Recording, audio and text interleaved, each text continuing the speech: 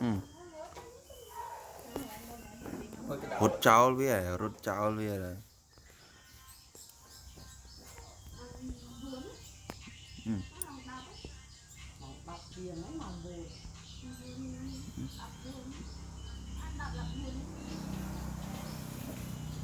Ừ.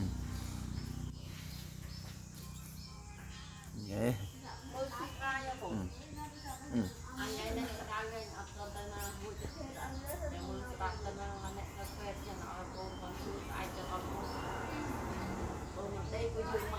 Ừ. Thật lọc con đi vào đó. Ừ. Ừ. Ừ. Ừ.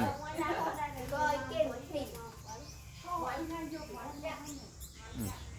Tia rồi, tia. Ừ. Cà chua đâu.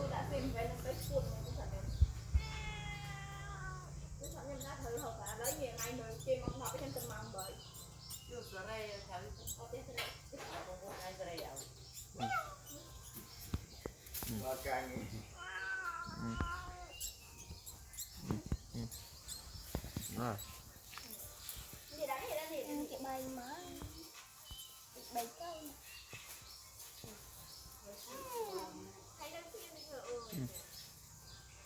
Vô cho vứt viêm một ly sao ô ly nha vô ly mình tè này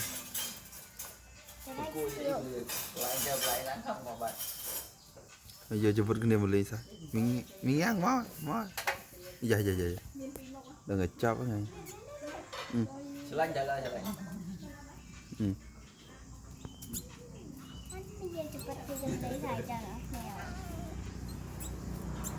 Người ta chọc bàn Việt Nam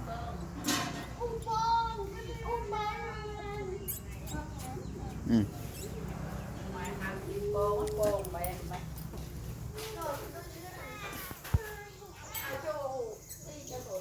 Ừ.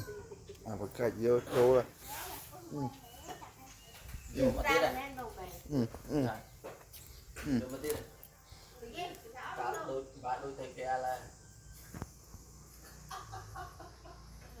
Rất rất rất luôn tao